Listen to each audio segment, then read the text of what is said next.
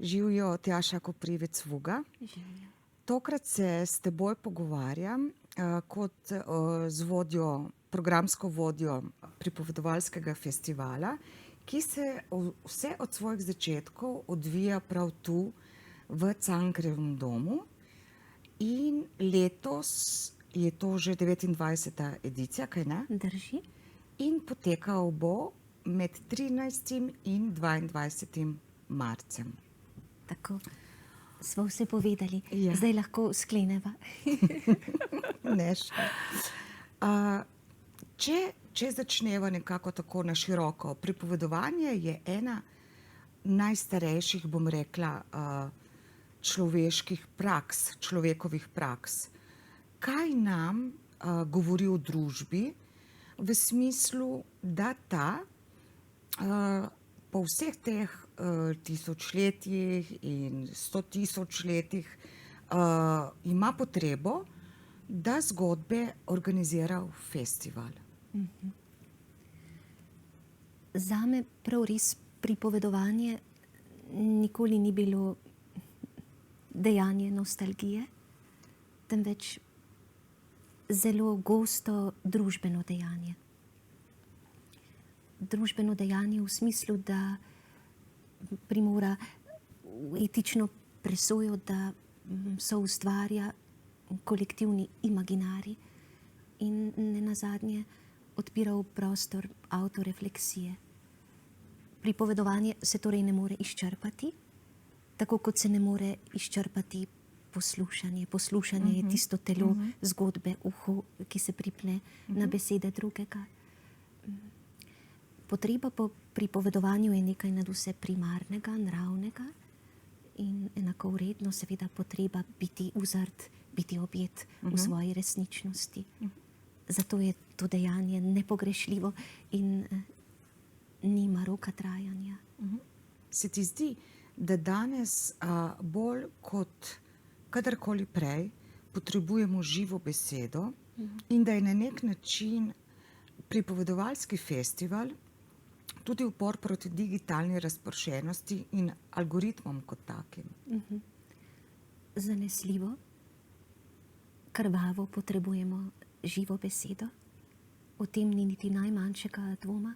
V tem viharnem času zelo izrazito fizično čutim, da odtekam. Pripovedovanje pa je dejanje izrazite zbranosti, to je zavestne zbranosti. Ko pripovedujem, osmislim, poglobim, nenazadnje pa tudi pretipljem svojo kožo in njeno potencialno preobrazbeno moč. Da pripovedovanje zelo izrazito mislim tudi kot programska vodja, kot dejanje upora zoper praznoto. Obilico glorificirane, pretirano obsijane praznote. Zdaj, lahko rečeva, da je rdeča nit ali pa neka tema letošnje edicije čudež. Čudež je beseda, ki jo običajno povezujemo, bom rekla, z religijo, otroštvom, ne? Kaj pomeni izbrati jo za festivalsko temo v času političnega cinizma in družbene utrujenosti? In ne samo, da ostanemo vseeno nekoliko v vedrosti. Da. Čudeža na noben način nisem čutila kot bega pred resničnostjo. Takega sprenevedanja si ne bi hotela nikoli privoščiti. Nasprotno, pravzaprav njen utrip čudež izostri. Svet se nenadoma ustavi in v trenutku, ko ga opazujemo, se razgalijo njegove strukture, politično, etično, nenazadnje tudi estetsko. Ko sem razmišljala o festivalski zgodbeni rdeči niti, me je nase opozoril Nietzsche, njegov Wunder, torej čudež kot izziv ali potenca samopreseganja. Čedalje razmišljam o čudežu v družbenem kontekstu, seveda na noben način ne morem ozdraviti ran vojn in, kot si dejala, vsakovrstnih cinizmov. Zato pa ga lahko uzrem kot merilo moje odgovornosti. Da se torej zoperstavim s čudežem, namreč normalizaciji nasilja. Da je to res etični imperativ. Prav na ta način sem mislila čudež in tako so nastajale tudi nekatere uprizoritve, ki se bodo premierno zgodile od Večera čudežev dalje, denimo. Dajva predstaviti nekaj poudarkov.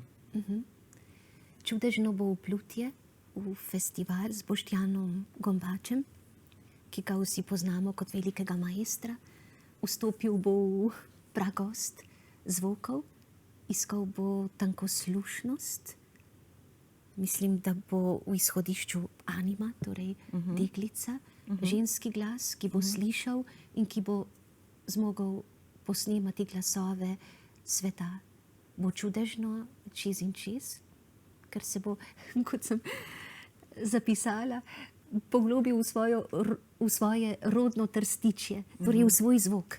In ta njegov zvok je prostran, gre onkraj mislivega, vsekakor onkraj kletk besed, ki bi ga lahko kakorkoli zamejevale. No, upamo, da bo znal ven iz tega pragozda zvokov. Sem prepričana, da bo Boštjanu uspelo spojiti onkraj s tukaj. Da. Zdaj do Lekše in Aljo Petric pa pripravljamo še en čudežen večer. Večer čudežev, torej kruh razlomljen med dvema.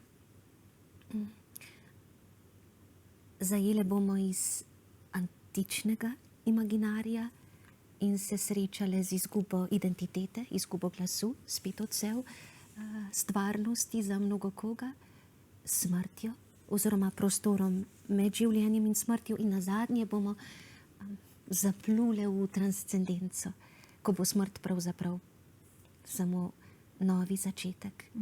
Ptica torej, ki poleti v nebo, a se vrne na morsko gladino kot vodomec.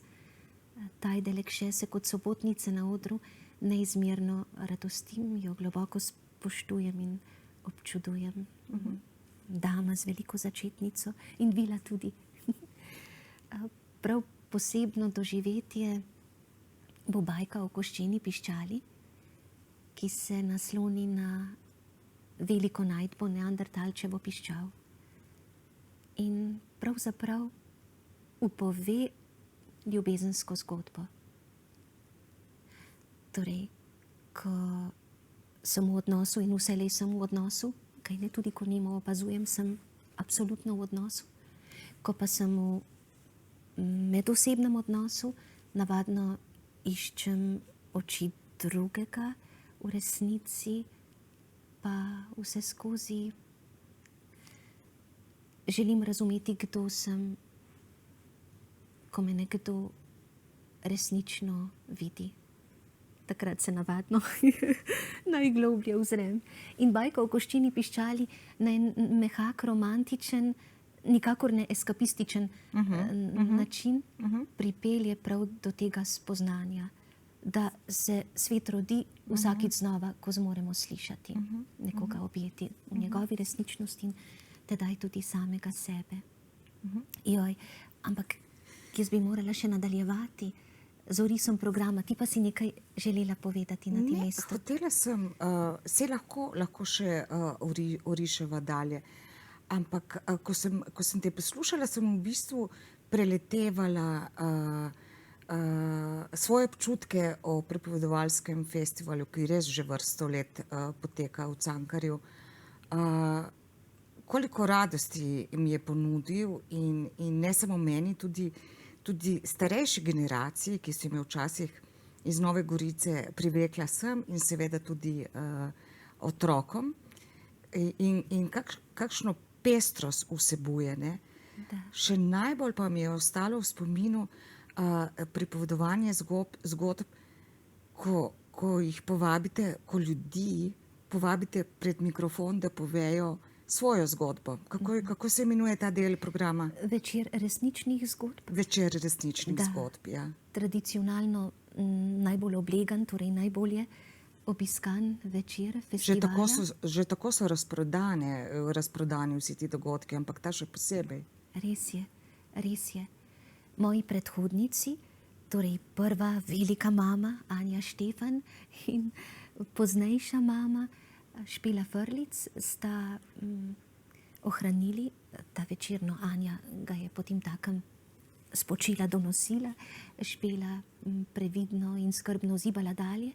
Tudi jaz sem ga z največjim veseljem podedovala. To je pa res tako mistično srečanje s seboj in z drugim na večeru resničnih zgodb. Namreč pridejo do besede tako duhoviti zapletljaji življenja, kot tudi grenke, pretresljive epizode življenja. Takrat se pripovedovanje v resnici izkaže v tisti svoji primarni, najlepši obliki, ko opazujemo golo telo, torej glas pripovedovalke, pripovedovalca. In zgodbo. Ja, zgodba je pa njeno srce. Tam ni nobenega prostora za sprenevedanje, je zgolj odkritost, pravzaprav je to dejanje izročanja.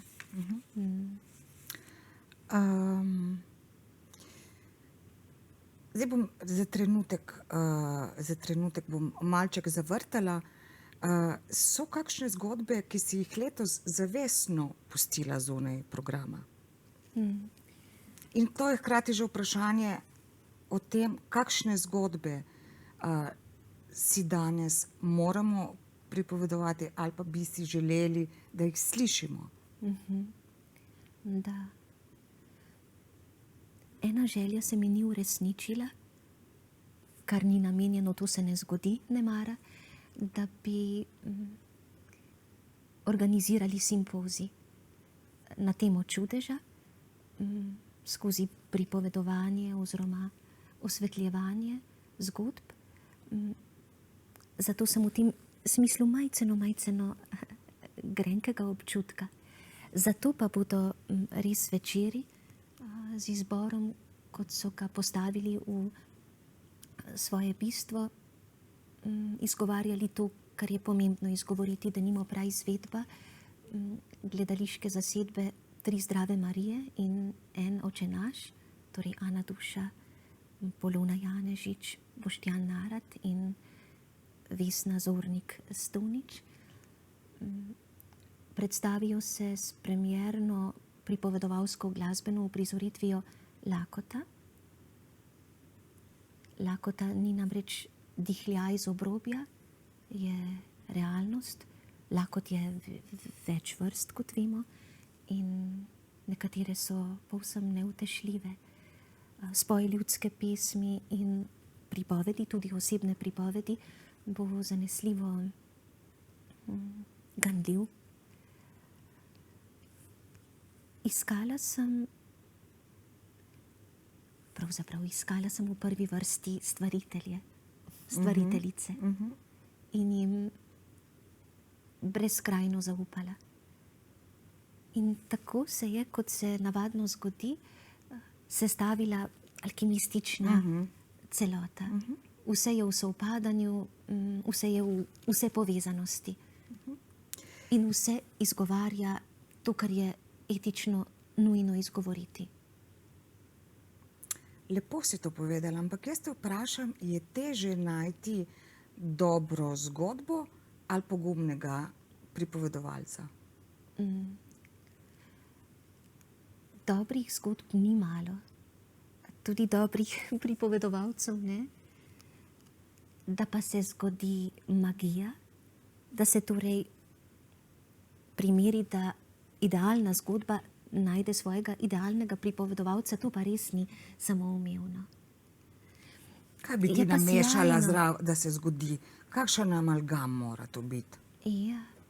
In koliko jih bomo imeli priliko poslušati letos? Kar vsi verjetno. Jaz sem prepričana, da brez izjeme.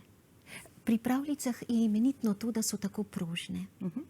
Da so prožni organizmi in jih lahko beremo in tedaj interpretiramo precej suho, formalno, če tako želimo, lahko jih ošilimo feministično kritično ali naprimer postkolonialno budno.